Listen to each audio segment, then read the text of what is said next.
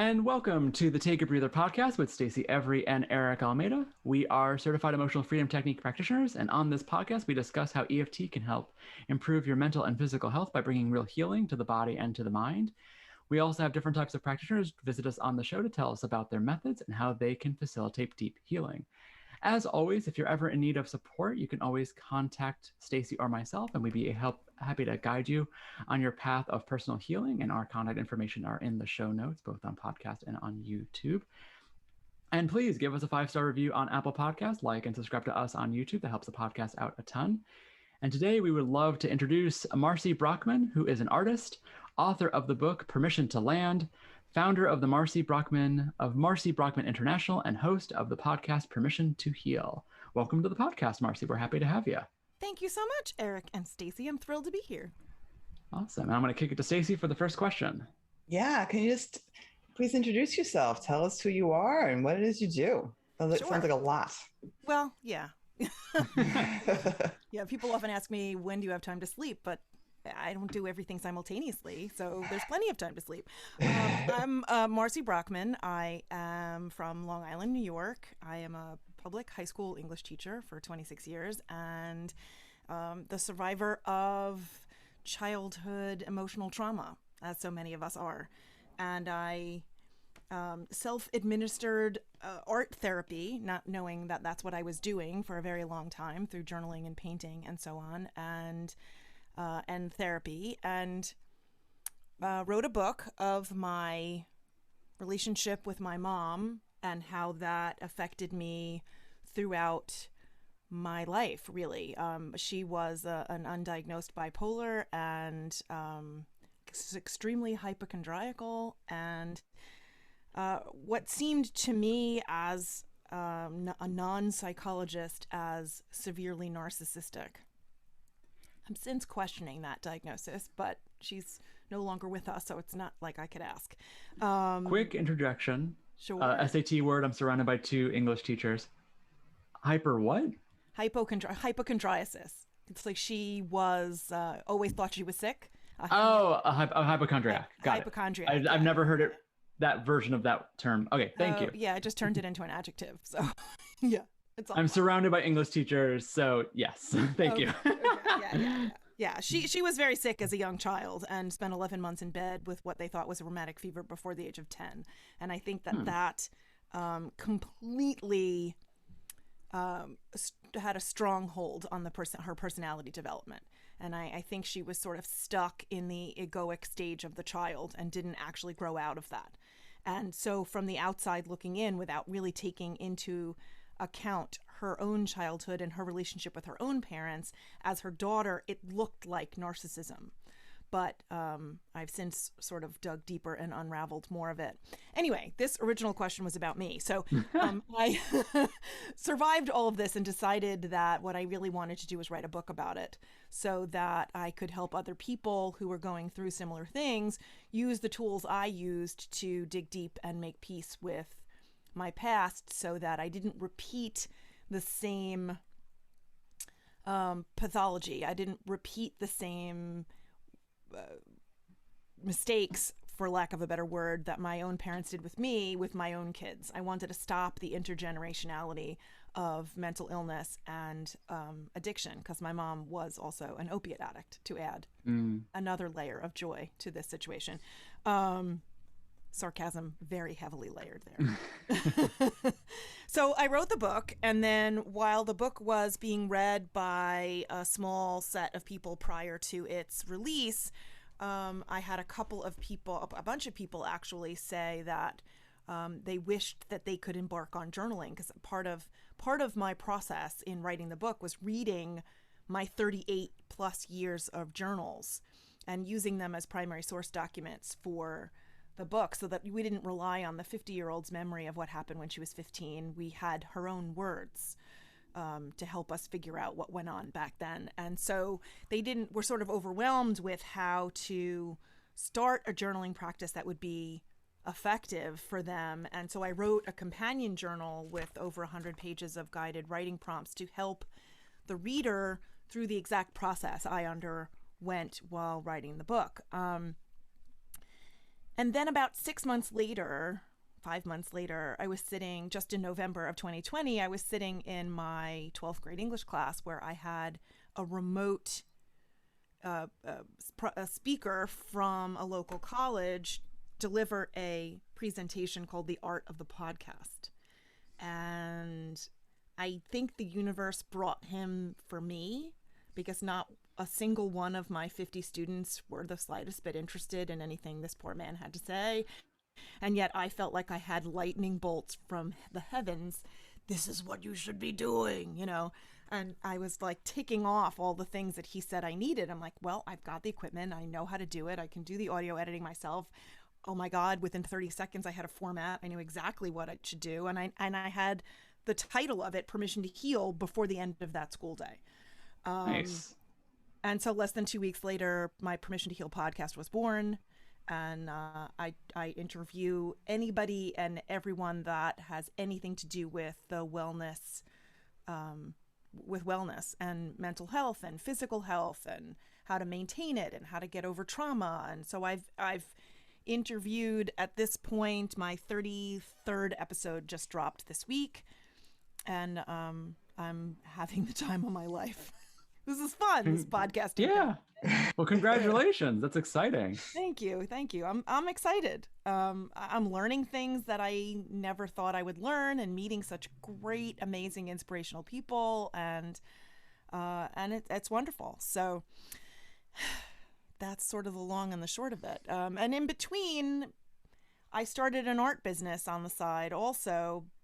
As an outgrowth of the art therapy I was administering to myself, suddenly I was taking commissions and selling paintings, and I make beautiful silky 55-inch square scarves out of the paintings as well. So it's wearable art.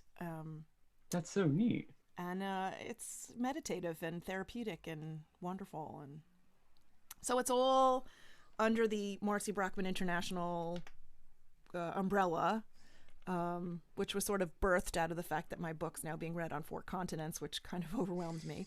And yeah, so that's it. Awesome. Is that one of your creations behind you? It is. It's a neurogenic art, which is my latest passion. An art teacher at the high school where I teach suggested it for me. And it's extremely meditative, and it basically starts out, you can do it on paper, canvas, whatever the hell you want to paint, and you could do it with markers or paint or whatever, pencils, it doesn't matter. But it's basically, you just draw lines however you want to draw lines. But one end of it has to begin on the edge, and the other end of it has to go off the edge. But any swirl, anything, and then you have to go over each one so that there are no perpendicular corners, but everything winds up being smooth so that it sort of represents in a visual way like neurons, or how neurons sort of link to each other, that, you know, that's all very organic in form. And then you can color it in or not color it in as you see fit, you know, just however it goes, whatever you're drawn to. So it's no 2 paintings are ever the same. And I'm in love with it because it's so relaxing, and they, no matter what you do, they always come out beautiful. That's so cool. It's, for our listeners, hop on to either her website or onto the YouTube version. It's a gorgeous piece of art. Thank you. Yeah, Thank you. That was the gorgeous. first one that I've done on an actual canvas. The rest of them I do on paper, and I can do it while sitting on the couch with TV on, you know, or listening to music. It doesn't have to be anything else. I bought acrylic paint markers so that I could be a little bit more fine with the edges and so on. And I'm just having fun. And it's so relaxing. Like I have if I'm having a particularly stressful day, I imagine the bliss of sitting where I'm comfortable, preferably in the air conditioning, with a piece of paper and a sketchbook in my lap, and just doing this neurogenic art. It's just amazing. And now I'm experimenting with an actual picture of something in the middle. So I've done a few with flowers in the middle and then the neurogenic things all over it, and it kind of comes out looking like stained glass. It's really, Ooh. really lovely. I did a butterfly a few days ago just to sort of experimentally see what the heck happens, you know. And it's easy, so you need no art skill whatsoever to do it. Anybody who could hold a crayon even could do it. So I just think it's fabulous. That's so cool. Yeah. So I'm curious. So we're of similar age. I'm over 50 myself, and we've talked. So we've been doing the podcast for a while, also, and talking to a lot of different people about the kind of healing work that's out there. And I know it's kind of anecdotal, but people of our generation often don't come to this kind of work until much later in their life. Like back in the 80s, art therapy and journaling, it was not even slightly on the radar, and it's barely on anyone's radar now in a lot of circles. Right. I'm curious, like, when did you, it sounds like you started so early with your own self-therapy. Like, how conscious was it? Like, where you were like, I need to do something about my situation. It wasn't conscious at all. I was an only child and was really, from a very young age, emotionally unsafe in my situation. And physically, I was fine. No one ever lifted a hand to me. And that, I mean, not that I would wish that anyone, but in some ways, I think that that's actually easier to figure out. It's easier to diagnose, easier to understand, easier to share with other people. It's easier to see, okay, so someone slapped me, I have a bruise, that shouldn't be. So you could go to a grown-up and say, look, this is what's happening. But emotional abuse is insidious. You can't... even recognizing it as such is often difficult. I didn't until much, much later. I just grew up knowing that it didn't really matter how I felt, because my emotional needs were not going to be met.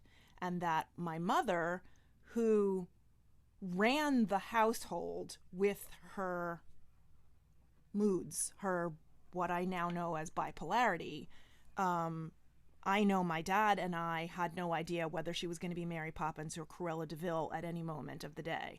And they had a horrible marriage, and they slept in separate rooms, and they fought all the time, and it was disastrous. And I used to hide in my closet with a teddy bear and with the door closed to get away from them. And I didn't know any different. From the time that I was a toddler, I was sitting in the waiting room of therapist's office and marriage counselors' offices, many, many, many, many, many offices, because the minute my mother heard from them that she was responsible for her half, and that she was responsible for fixing her portion and taking responsibility for it, she fired them, because she was looking for somebody to say that she was 100% guilt-free, she had no culpability in anything, and then it was all 1,000% my father's fault. And no one therapist, even in the early 70s, was going to say that, because it's not freaking true. And so this is what I mean when I said earlier that she was stuck in like the ego of the child, because when she was a kid and she was so sick, I think that's where her personality development or her emotional development ended.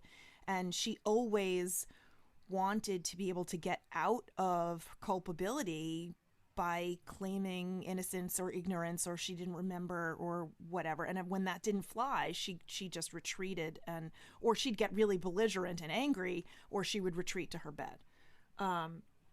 And I knew I'm very sensitive and very empathic from a very young age, and learned how to read other people's emotions and the energy of a situation, and then prepare myself for that.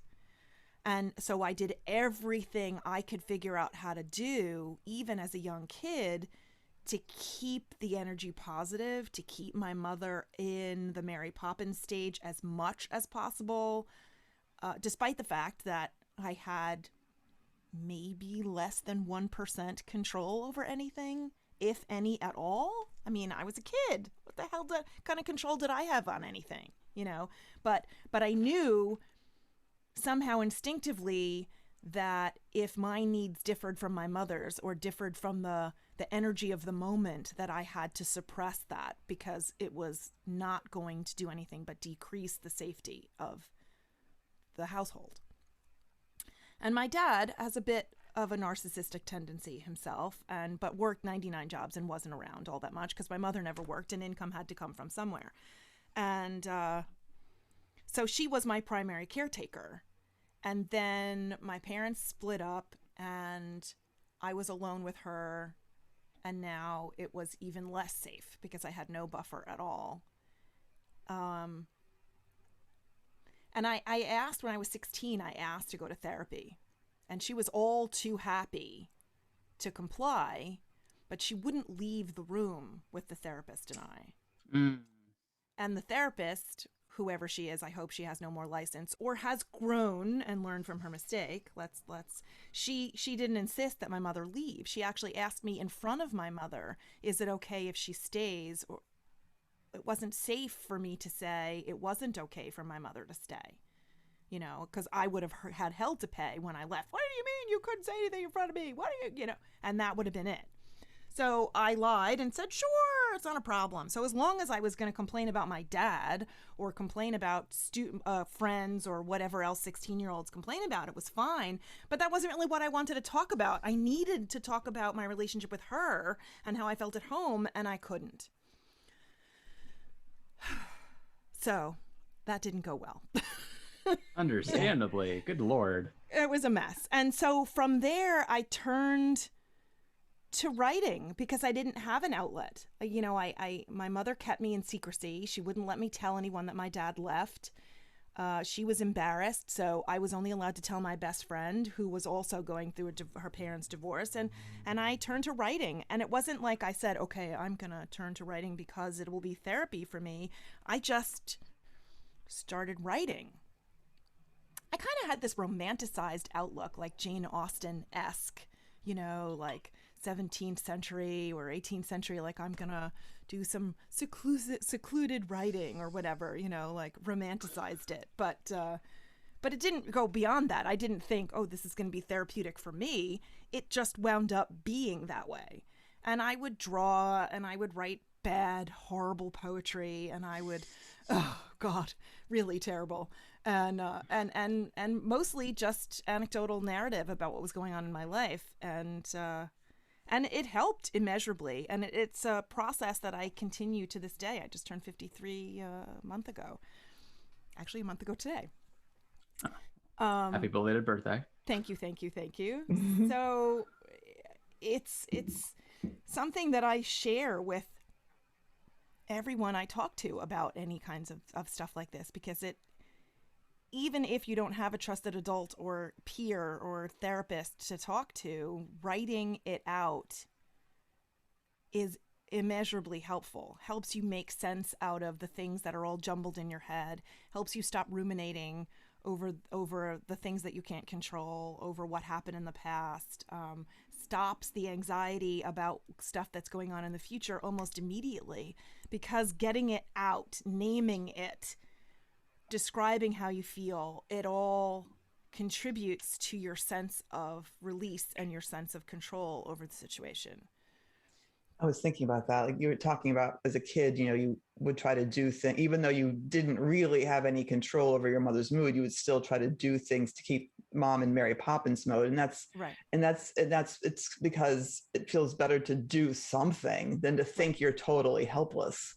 And I guess journaling would be the same way. Like you're doing something. Right. When so take it, because nothing worse than helplessness and powerlessness, like that's what causes the trauma, right? Those feelings of being stuck in a helpless or powerless state. So I was did some reading on journaling. So I did some journaling too in high school. I had definitely used it for processing a little bit anyway, and I couldn't believe that it's like boost your immune system to journal. Like what? Yeah, I was shocked at how much stuff is good. A lot of scientists have done studies, and I'm sorry to talk over you. I know. No. Please, I'm sure you've done more research than I have about this. I just Googled. Yeah, it's fine. I keep doing it. It's a bad thing. In psychological circles, they call it expressive writing, and it can literally affect your biological, physical health. it short circuits anxiety, it short circuits stress, it boosts your immune system, it lowers your blood pressure, it does all sorts of things because it is psychologically, it's a mind-body connection. It helps you feel more in control in an uncontrollable situation. It helps you process and figure out how you feel about whatever it is that you're writing about. And because of that, it has direct biological effects on your life and your health and your immune system and everything else. So it seems something so simple and yet has such a profound effect on our lives. I can't stress it enough as a practice. I did create several months ago a free expressive writing workshop that I put up on my YouTube channel, What's Up Marci, that anybody can take. They do it in their own time, and I just walk them through some simple exercises to sort of get them started. And I do it with my own high school English kids every single day. We call it a quick write challenge, but really what it is a 5-minute everyday journaling practice. And I ask them questions, I put up quotes, I put up photographs, art, whatever. We have 180 school days. So we have 180 chances for them to just listen to themselves for 5 minutes a day and write. And I don't read them. I just check to make sure that they've written something, and they get credit for doing it just to get them in the practice of it. And every year I find a bunch of students who say that that's their favorite thing and that it's something they continue doing on their own. So it's quite amazing. It is. And I'm thinking, so I was a high school English teacher also, and I worked at a vocational high school where it's the BOCES program in New York State. Mm-hmm. And a lot of the kids went, and this was back in the 90s. And even since then, a lot of kids go there because they specifically are uncomfortable with academics. Like sure. They prefer, their intelligence lies elsewhere besides verbal and math skills. So it's sometimes math skills, but particularly, I was probably the least favorite class that they had as English teacher. And we did journaling too. And I know so many of them had such a negative self-image of themselves as writers. They had gotten so many messages at some point in their schooling that they were bad at writing, and they were deeply uncomfortable with. And I wonder how many adults still feel that way, that I wouldn't journal. I'm bad at writing. Just like people get the idea, that they're bad at math, and that little 5. I assume it's not one of your recommendations, that people who feel like, I can't journal, I wouldn't know what to say. Or that there's you have techniques for getting over that self-concept. Well, I mean, that's why writing using a guided journal like I provided, there's a bazillion of them out there, but would help somebody figure out what to say, because I think that's a big hurdle also. Like, I wouldn't even know where to write, or I wouldn't know where to start, or what do I want to write about? And using a guided journal, using something that, you could Google writing prompts, and you fill up a Google search, there's a million of them. But the thing about that is that I think once they get over the intimidation of the blank page or the blank computer screen and just let themselves freely go, I think with practice that intimidation factor decreases and disappears, because there's no reader. You're writing to yourself. So if you spell everything wrong and you have no idea what grammar is and you don't capitalize what you're supposed to, or if it's one gigantic run-on sentence, what the heck does it matter? It's true. No one's judging you because you're the only one who's reading it, No, it's true. There have been a couple of times where I've journaled, and my starter prompt was, I don't know what I'm supposed to write. Like, I'll write that down, and then all of a sudden, like, my brain it'll just go. It'll just like, I get, that's the first thing on my mind is, I don't know what to say. Right. And I tell the kids, like for some of them, writing for 5 minutes is limiting. And for some of them, writing for 5 minutes is overwhelming. They don't know how to do that. They'll answer the question in as minimal amount of time. And the idea is, no matter what your brain is thinking, you're going to write for the entire 5 minutes. Keep the pencil or your fingers going the entire time, even if what you wind up writing is, my English teacher is batshit crazy. I don't care what it is you write. Start with the prompt. Don't start with the prompt. Write about how you hated getting up this morning. Write about your breakfast. Write about the clothes you're wearing. I don't care what you write about. just write about something. And I think that the repetition of that is freeing. And I don't make them read it, and I don't read it themselves. But if they want me to read it, they can flag it, because they hand it in through Google Classroom, so that they can flag it with a comment, and I'll read and respond. Otherwise, I just look to see that they wrote a chunk, and I give them credit and move on. I wonder if brain research has been done about, because so you mentioned earlier about how therapeutic it is because it helps you process. So we're journaling for self-care, for self-analysis, basically, is about the to help process, right?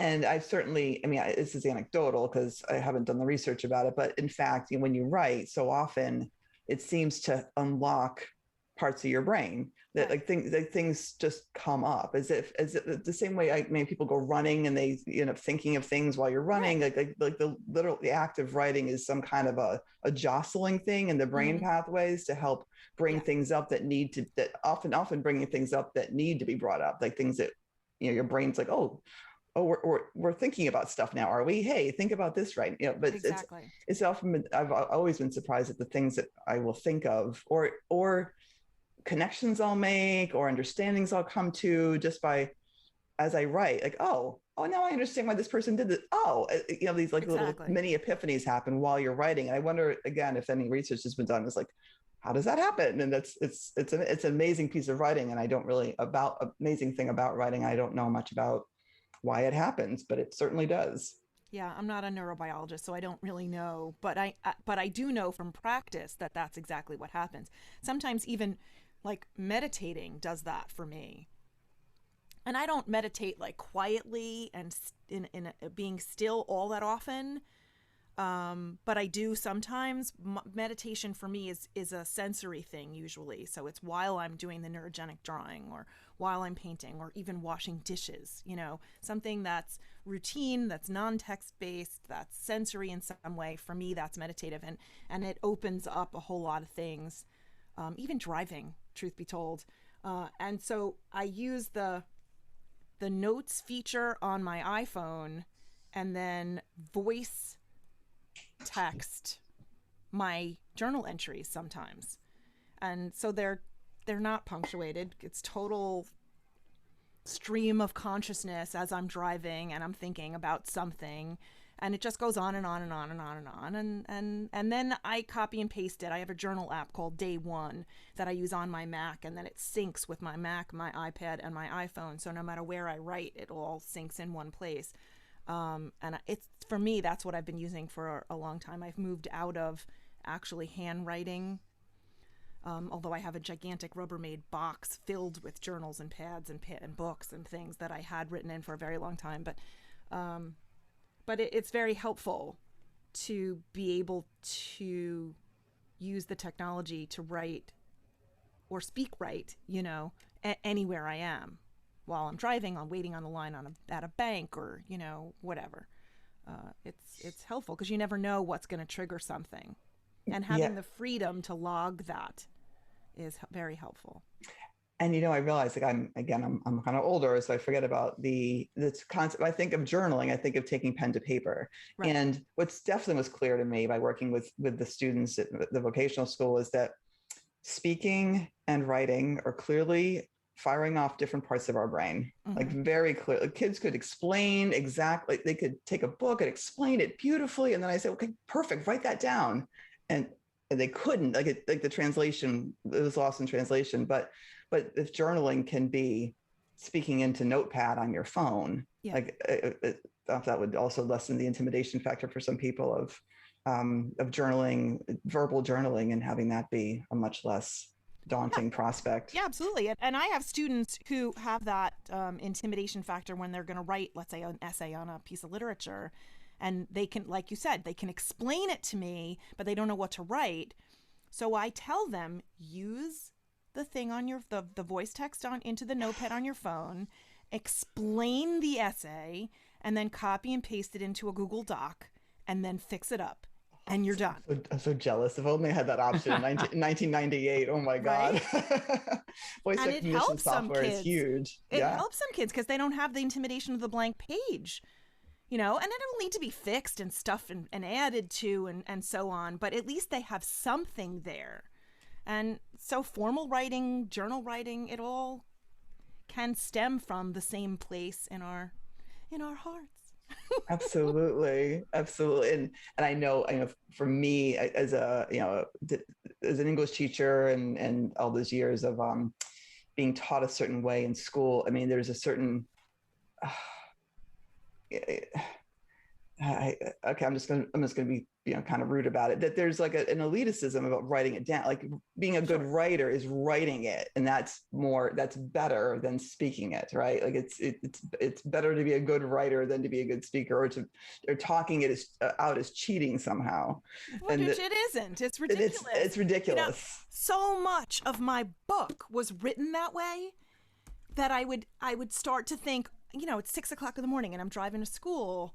And I'm like, oh my God, I have to remember to write about this. And so I voice text it into the notepad on my phone and then copy and paste it into the Word document that became the manuscript of the memoir.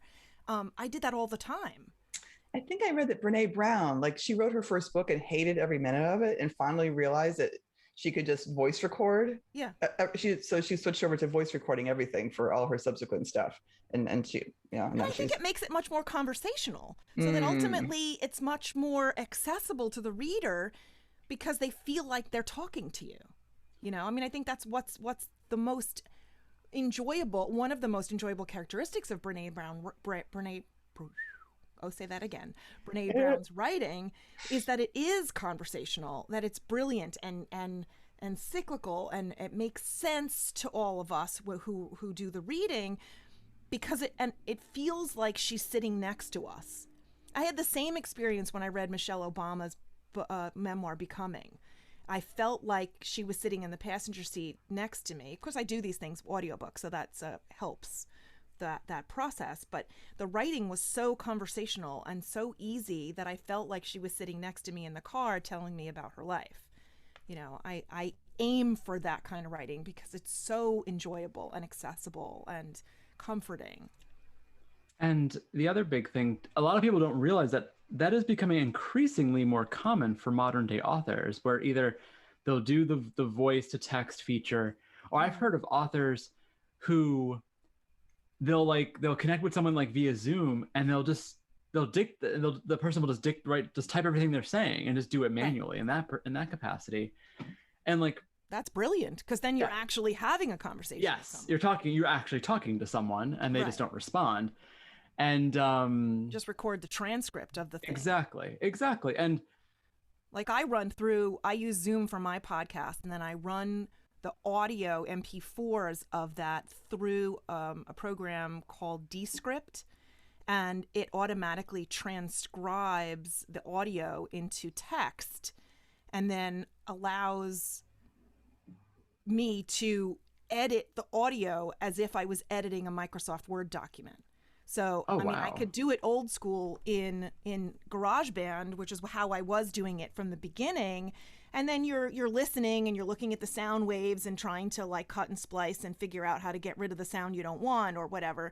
And now I just do that through Descript. It's like $15 a month. I'm doing a commercial for them. It's like $15 a month. And it's so worth it because you're editing a text document instead of a sound file, and then you automatically have the transcript of what you're looking at. So sometimes they get it wrong, so you fix it, but I just think it's fabulous for sure. And it's one of the things that I've heard some people give an explanation for why podcasting in general has exploded the way it has in comparison to conventional reading, is because the concept of storytelling and verbal and audio passing of information has existed immensely longer for humanity than writing. Right. And so writing and reading is actually a newer skill to humans compared to telling the stories around the campfire that have been going on for thousands and thousands of years. Oral tradition of storytelling. Exactly. That's where empathy and community begin.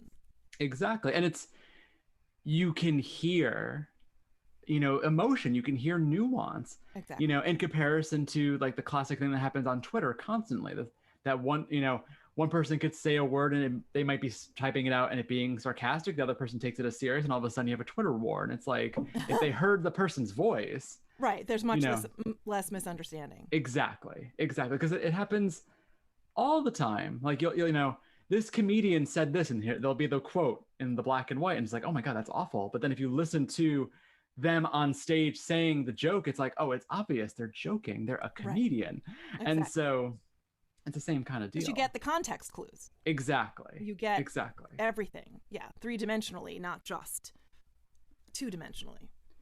But I think what you're saying is so important to change the way people view journaling by today's standards of being like, you don't have to ever write if you don't want to. It's just having this private conversation with yourself in some medium, right? Whether it's on paper or in audio or anything like that. Stacy, you were going to say something.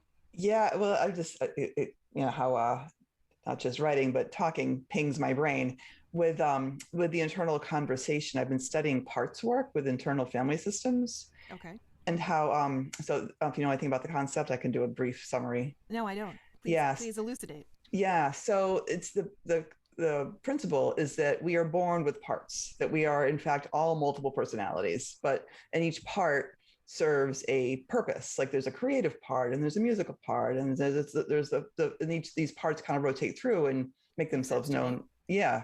And that there's this overarching self that's in charge of all the parts. Mm-hmm. So the parts, so the self is, they're actually pretty, it's like a higher self, it's the part that's always centered and wise and compassionate and able and in charge of all the parts. And that trauma, the executive third eye part.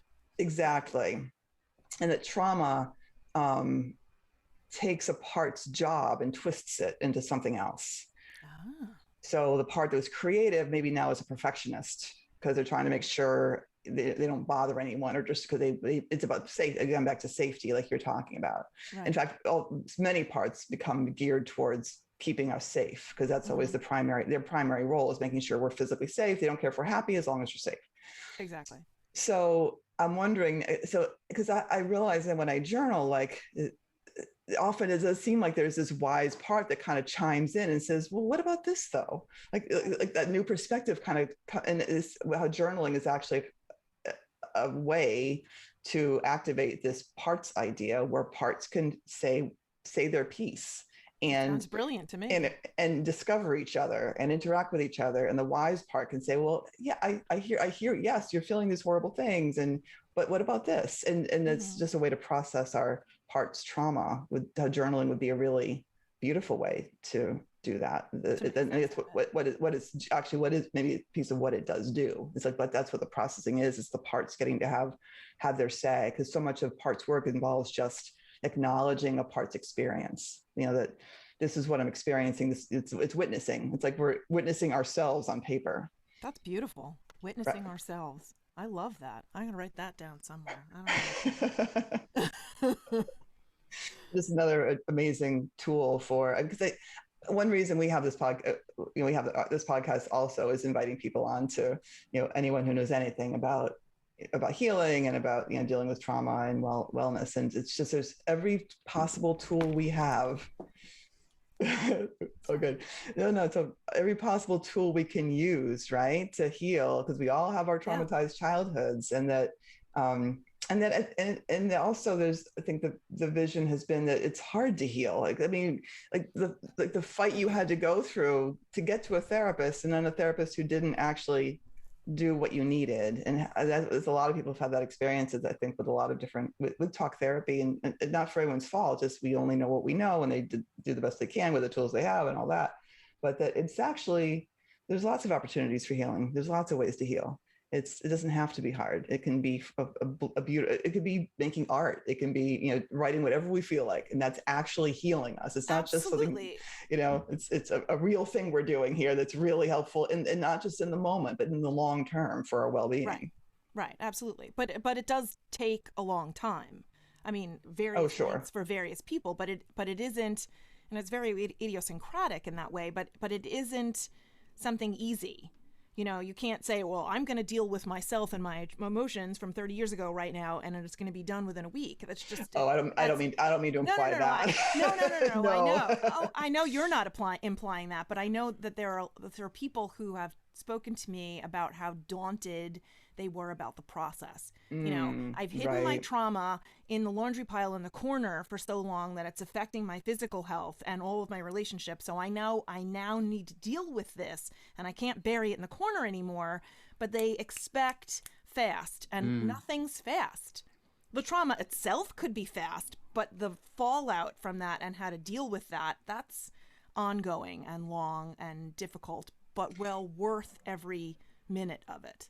Well, I think it's the path to wisdom. And so, Yeah. and as an English teacher, that we don't learn things overnight. There's some No, concepts and absolutely. things, and often we're not developmentally ready for certain things yet. So we learn Right. them when we can learn them, and then it's about gaining wisdom, and that just takes. It's like gaining any skill. It's like gaining any ability. It just takes time to be able to do it, and it might be. And for I guess the problem really is the I don't but I don't want to. It's gonna hurt. It's gonna be hard. It's gonna be that's what holds us back. Versus yay, I'll be wise when I do all of this. Yeah, no, it's not a glorious, like, fabulous. No, no, no. I mean, I did all of this, like, 30 some odd years of journaling and been in active cognitive behavioral therapy and emotionally focused therapy since my early 20s, and have taken very few years off in between.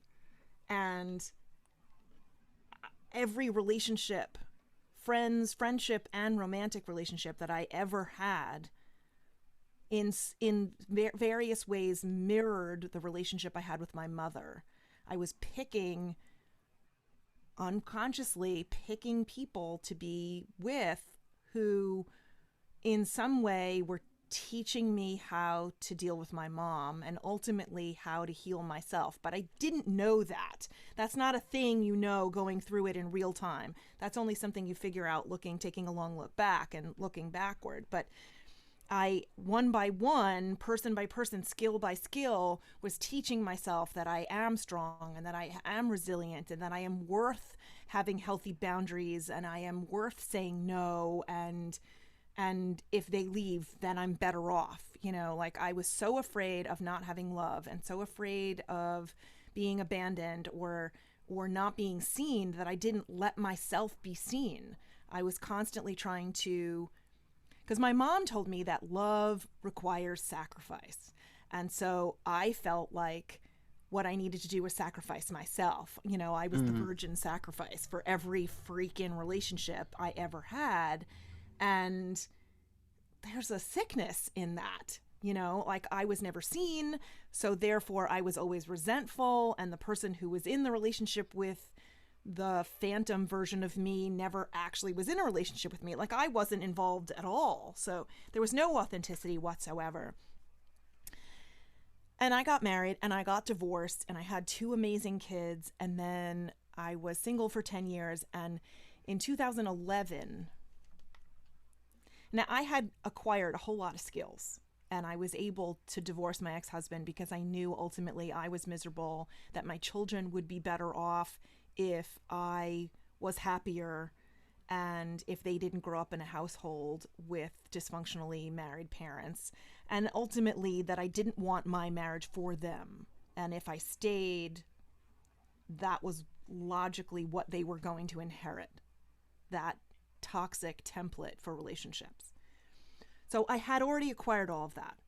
But now here I am with 2 young kids sharing custody with my ex-husband, and I've got a mom who's an undiagnosed self-medicated bipolar who is a hypochondriac and an opiate addict. And it was, I think that had I been the only victim of her pathology and belligerence, I probably would have stuck it out forever. But this particular very snowy January night, she came over to my house and unleashed the whirlwind of Cruella de Vil on steroids at me and then turned it on my kids. And she stood in my house screaming ridiculously hurtful things to my children, sent them running down to my daughter's bedroom, slammed the door, locked it, hysterical crying on her bed. And as quickly as you could turn on a light switch, I went from being victimized daughter to empowered lioness mom. And I threw her ass out of my house. Good for you. Just get out. I had to protect my cubs and my den, and she and my stepdad, who just stood there quietly watching what was going on, I threw them out. And she stood on my front lawn screaming at me like she was center stage on a Jerry Springer show, and I slammed the door in her face. And then dealt with my kids and calmed them down, and then had the world's largest anxiety-produced asthma attack of my life. But realized at that moment that Marci, the empowered lioness, was born. And I wrote her a letter after that saying, you have two choices and two choices only. You can go into inpatient drug rehab treatment, behavioral therapy, etc., and you will never be alone again, and I will be there with you forever. Or you can do nothing and stay doing the drugs and in the clouded delusion that you're in, and then you will never see us, your only biological daughter and your only biological grandchildren, you will never see again. And she chose B. She chose badly, and she never saw us again. And it took me a very long time to figure out how to deal with that. You know, there was a lot of fallout from that. And a year and a half later, she died, and from the disastrous effects of severe opiate addiction. And I had to make peace with it. And it took me quite a while. And you did the right thing. Oh, absolutely. You did the right thing, even though you probably dealt with a lot of guilt at some point during all that, but you did the right thing. Right doesn't mean it's not, you know, painful. Yeah. Oh my goodness, what a thing. I mean, it's interesting. So it's something I actually, there's a channel on YouTube I watch about a psychotherapist talks about narcissism specifically. It's her specialty, and she talks. And I just was watching like the straw that breaks the camel's back, like the person who is in the narcissistic relationship, and then there's that one moment where you're just done. And I mean, I had to protect my kids. And and ultimately myself, but they are always my motivating impetus. They're the catalyst of the thing, whatever it is. And it had to end. Absolutely. And one of the interesting things for a person like yourself who is empathic and who is a giver, I'm the same way. Actually, I know you're empathic. So would you consider yourself a giver? Oh yeah. I had to teach myself.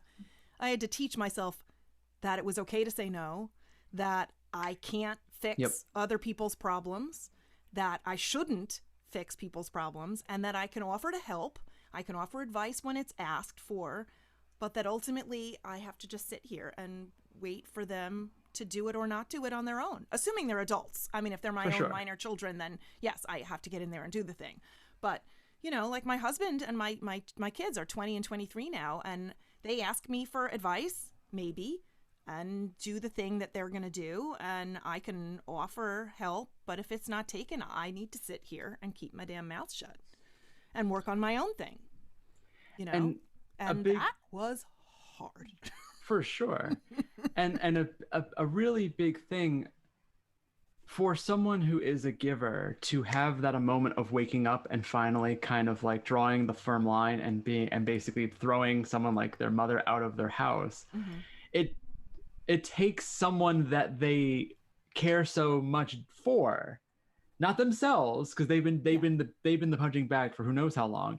It's when that horribleness is aimed at someone they care about that then, like you said, the lioness comes out. So for you, it was your kids. So for other people out there who are the givers, who are empathic and they overgive and things like that, that can be the trigger that can kind of end it. Right. If it doesn't get to the point where they do it for themselves. Right. For my husband, who grew up with a also narcissistic, very belligerent, kind of non-trustworthy mother, he put up with it forever and ever and ever, and she did something dismissive of me that he didn't like, and so her treatment of me was the catalyst for him, and that was it. He was done. So you never know who or when it's going to happen. But if you're the person who's involved in that dysfunctional relationship, I think you have to be aware of the fact that when these incidents happen, and be strong enough, brave enough, resilient enough to fight for yourself and whoever you're trying to protect from that onslaught. I know there are many people who shy away from that they would have been in the incident, in the circumstance that I was in January of 2011, and not done anything and accepted that. And, well, how can I say anything? This is my mother. How can I throw her out? She's my mother. I have to keep helping her. But it got to the point where I couldn't do it anymore. I'd walked out on her a bunch of times when she said unconscionable things to me that I could never in 1,000 years unhear, which she conveniently doesn't remember or of course doesn't take any responsibility for. So I'm like left twisting in the wind, like, did it actually happen? But yes, it actually happened. And I just couldn't do it anymore. I had to end the intergenerationality of that to save my kids. If I couldn't do it to save myself on my own, I had to do it to save them. And now none of us harbor any anger toward her anymore. We just feel sad that her life was what it was. Like I've done enough therapy and I've done enough reading and journaling and discovery on my own to realize that she really was egoically a child. She was stuck as like an 8-year-old in a grown-up's body, and she never got over her childhood illness. And her parents, I loved my grandparents dearly, but they were very enabling of her. And so she never had any motivation to grow out of that. And then her marriage to my dad was disastrous because they both got into the marriage for the 100% wrong reasons and were miserable from the get-go. Before they even conceived me, they were in marriage counseling. My dad will say that 2 weeks after marrying my mother, he was already disappointed that he married her. But it was 1966, 1964. And, they didn't have the tools that they had later and didn't do anything about it. And their choices were their choices. But I started looking at my own parenting, or the parenting I received, let me say that, from a multi-generational standpoint. What did my grandparents get from their parents who emigrated from Russia at the turn of the 20th century? What did they bring forward from the Depression into their 1940s born children? What did they learn, and what did my mom and my dad learn from their parents in the 40s and 50s when they were growing up, and how that affected who they became? I don't think that there's a way that I can evaluate their parenting of me, without also looking at the previous 60 years. I can't go back further than that because we don't have any information about what happened in Russia. Nothing. So it's a void. But once I started doing that and looking at the long picture, it became very clear to me why they had the behaviors and the belief system that they had. And it became much less anger producing for me because it started to make sense. And I knew what from that I could cherry pick and keep, and what from that I had to get rid of in order to raise my kids and then raise myself in a way that was healthy and productive and strong and independent and all the good things that we want. And it worked. So that's what I share in the podcast. That's what I share in my book. That's what I share when I'm doing these wonderful, amazing guest spots on other people's podcasts as well. We have to do the long look back at our family in order to figure out where we are and what we need to keep ourselves strong, and what we need to pass along to our kids, and all the stuff we can get rid of. I think it's such beautiful advice. I think more and more people might be more receptive, because I think it's starting to enter the consciousness about generational trauma, Of course. and epigenetics are starting to finally get a foothold in people's awareness. And I think so many reasons people don't, or one of the reasons people don't necessarily pursue therapy is they don't want to blame anyone. They don't want to, This is a way to not blame anybody. Exactly. You're not pointing your finger, scraping your finger at somebody. You were this way to me. You Right. get to understand holistically, humanistically, how this kind of thing happens. Like, I know why my dad is the way he is, because he had a horrible, horrible father, you know, who treated him like crap, who belittled everything that he ever did. And so my dad grew up with this need to toot his own horn, his need to support his own ego by saying, I can do all of these things. Look what I can do. Look what I can do. And so he's still 81 and he still does that. Look what I can do. Look what I can do. And it used to piss me off.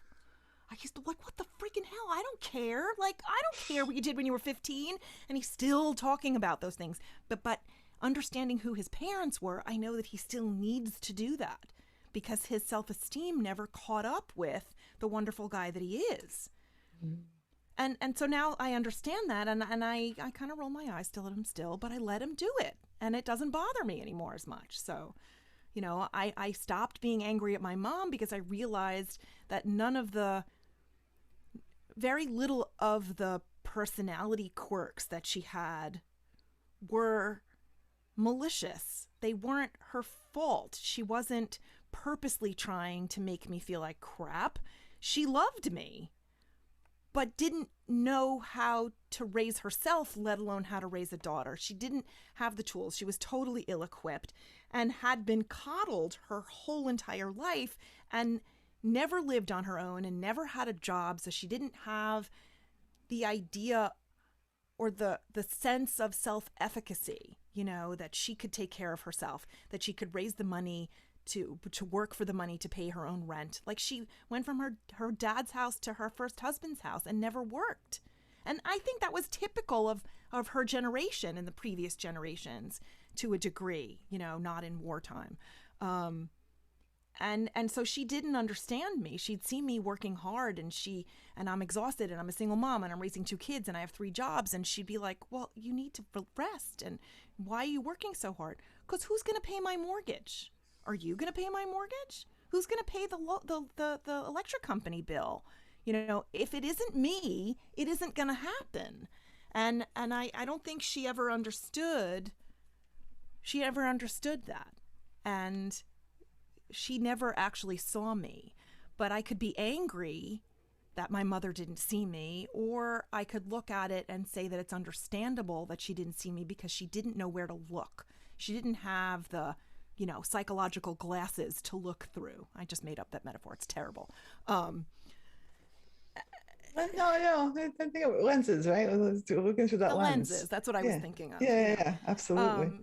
And so I stopped being angry, and I didn't have to carry that around, because carrying that around is a heavy burden for myself, and I wanted to let that go. And I did. So. I mean, that's what we all want to do, right? It goes back to parts work again, that there'll be a part of us that's so angry at having had this experience. And then there's the other parts that can be compassionate. Right. And so, with the parts work, it's about honoring the angry parts experience and saying, yep, that sucked.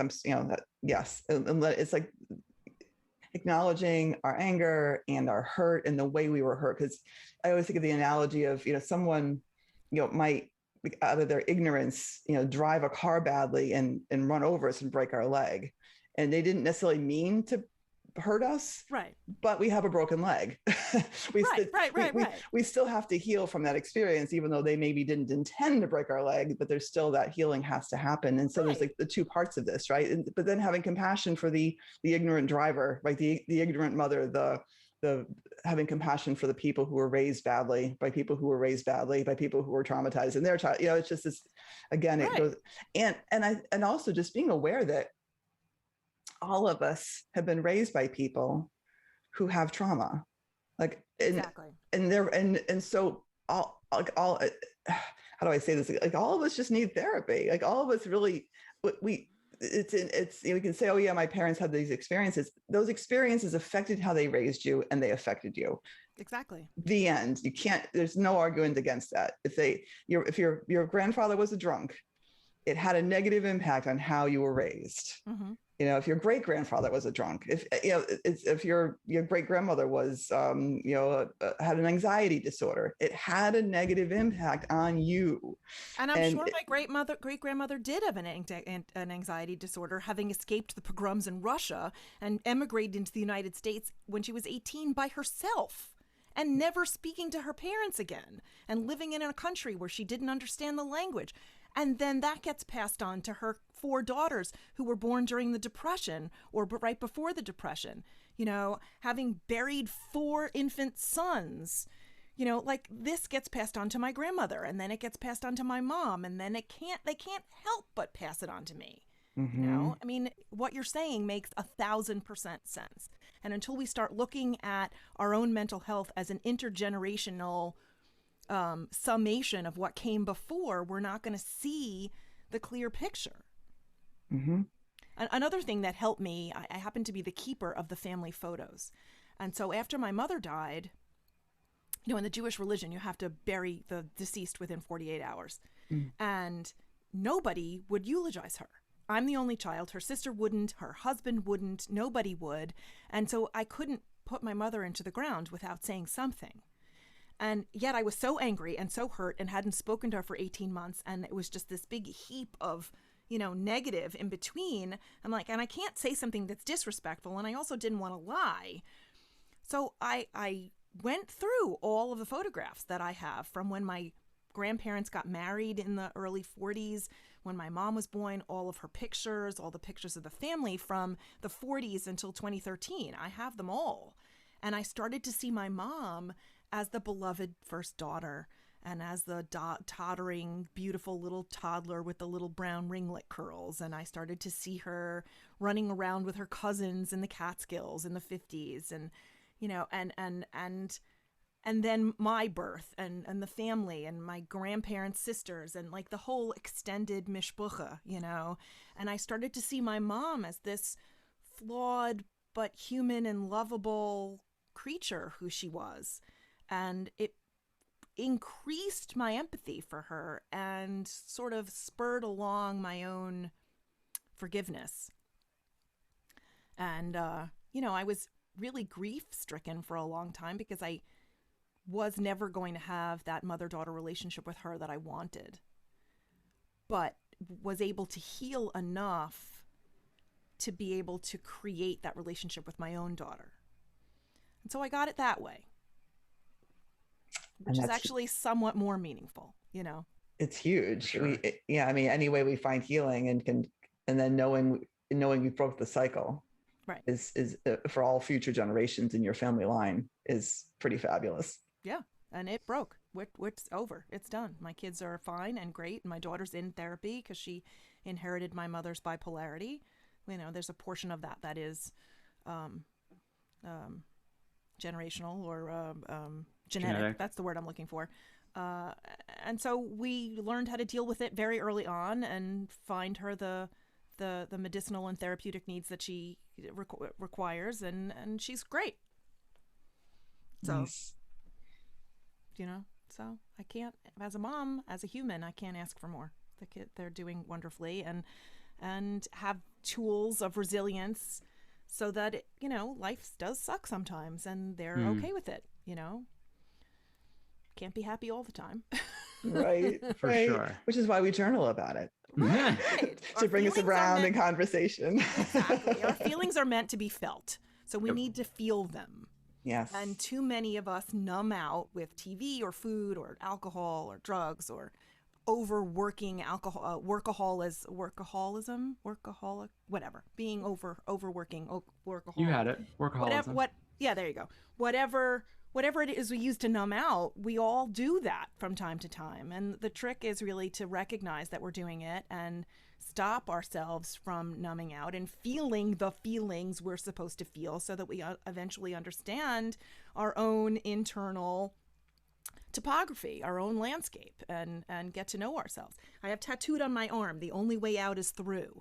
It is the God's honest truth. The only way out is through. You can't bury it in the corner and never dig it out. You have to just deal with it front and center. however ugly and unsavory it is, the only way to get rid of it, to heal from it, is to deal with it head on. No, it's very, very true. And it's when you deal with it in the moment, it's never as bad as you think it is. But when when it gets shoved into the corner, and then those emotions rot for years at a time, and then you have to take it out of the corner and then clean out the rot. Right. It's going to be gross, but it's still worth the effort nonetheless. Of course. And you've tortured yourself for the whole time in the interim, ruminating on the hamster wheel of this, you know, causing anxiety and all sorts of things as you're forcing yourself to not deal with something because it's so difficult to deal with, and yet you're still dealing with it every day until you do. Yep. And the sooner you recognize that in your own life, the sooner you can see the sun come out and be happy and learn to trust yourself and your own authenticity and listen to your heart and be your best self, you know? No, 100%. And things are always worse in your imagination than it is in the reality, so. Oh yeah, for sure. That's true. For sure. So your book, you said, so there's the story of you growing up, and then is it separate, the journaling part? Is that a separate piece? It's a totally separate book. So okay. Yeah, so there's Permission to Land, Searching for Love, Hope, and Belonging is the story of me and my mom. And it starts out with that fight in 2011 and then goes back and uses a magnifying glass to sort of trace the roots of that through my whole life. And I changed the names and in some cases conflated a few relationships because there was no point. It took me longer to learn something than I wanted to torture the reader about. So, you know, if I learned the same lesson from 3 relationships, I boiled it down into one kind of thing. So Sure. It's my truth. I tried not to tell other people's stories, and I gave nobody a pass, including myself. I wanted to be as hard on myself and as truthful with my own behavior as I was on everyone else's. So I think I achieved my mission. Ooh, that was loud. Yeah. Someone really likes their motorcycle. Maybe. Oh, sorry. That's someone on my end. Oh. Okay. I was quiet so that we could just delete that. You know, you probably don't want that in there. And then Permission to Land, Personal Transformation Through Writing is the guided journal. It's a paperback, easy to fit in your purse or your backpack or your computer bag. And it just works the reader, the participant, through the same journey. So I start out with things about how they feel about themselves now, and then sort of untangling, that's what I was looking for, things about their childhood and their family of origin and family traditions and things like that. And then I ask like existential questions, like how do you define loyalty? And what do you do when your trust is broken? What's been surprising about your life? What brings meaning to your life? The biggest mistakes and what you've learned from them. And you can do these things in any order that you want. Some of them are totally open-ended. I talk about bucket lists, favorite books and movies and why, unexpected, unusual, hidden skills or talents, pets, you know, anything that can help. To what degree have I actually controlled the course my life has taken is a question that I ask. What are my views on forgiveness? Why am I me? You know, some of these are kind of hard to answer until you've answered some of the previous ones. But my therapist actually helped me sort of fine tune the list because I had too many questions. And then I have a whole bunch of pages at the end that are blank for their own thoughts. And the book is just a launching off point because for any of these questions, I would need more space than I provided to answer them. But, you know, it's impossible to make the book cost effective and still have a ton of room. So they're going to have to take it external to the book at some point.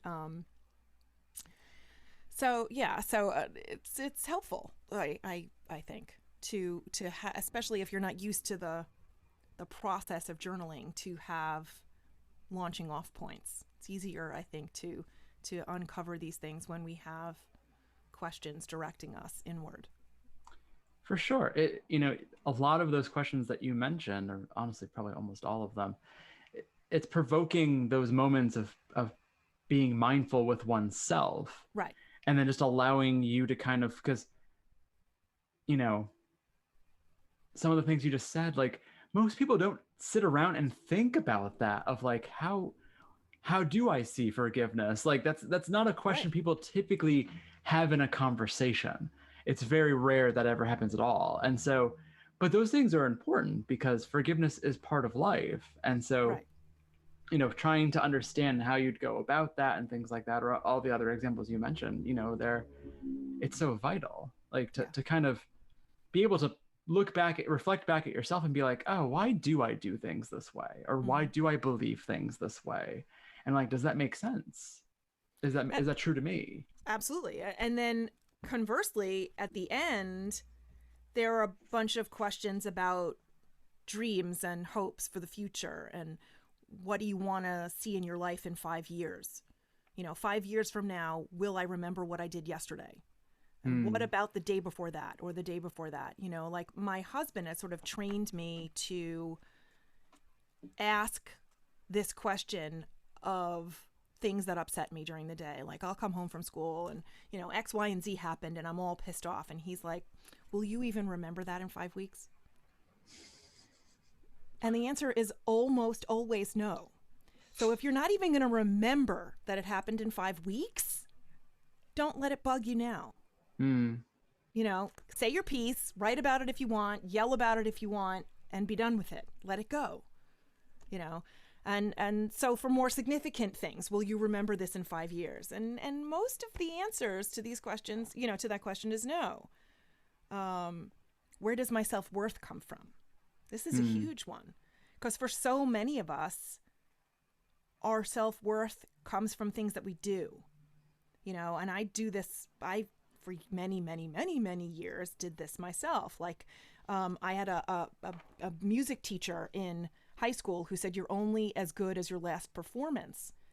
Now, as a musician, yeah, that's true. You're only as good as a musician as you were with the last time you played for somebody or the last time you played. But that doesn't really equivocally translate to your life. I'm not only as good as the last thing I wrote or the last lesson I taught or the last conversation I had. I'm not as good as the last piece of art I created or the last interview I conducted. There are no verbs in my life that equivocate my own value or worth as a person.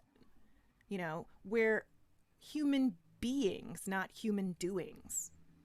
I read that in Dr. Shafali's book, Radical Awakening, that I'm almost at the end of reading now, and it has completely changed my view of things in certain aspects of my life. She's the one who helped me figure out that my mother was egoically a child and not a narcissist. It's totally true. Anyway, so she said we're human beings, not human doings, and that our worth and our value and the meaning from our lives occurs because, or exists because we are here, because we take breath into our lungs and we can have conversations and we exist. That our worth and our value is because we exist on this planet. Fundamentally, that's all we have to do to be worthy of love and belonging. We don't have to do other things. We don't need active verbs to prove our value and our worth. And it made so much sense to me. For sure. I think that is a beautiful place to end. Yes, I think so. So, how can our viewers and listeners connect with you, Marci? I am available. You can get me through marcibrockmann.com. You can find me on Instagram at marcibrockmann27. You can find me on Facebook at Marci527, or just search for Marci Brockmann. I'm there. I have 2 Facebook pages. I have a public Facebook group called Permission to Heal, Safe to Fly that is open to anybody who wants to join in on the lovely empathic conversation that is constantly going on. I'm on LinkedIn and Twitter as Marci Brockmann. Kind of easy to find. Beautiful. And we'll put all of your contact information into the show notes so our Awesome. viewers and listeners can connect with you.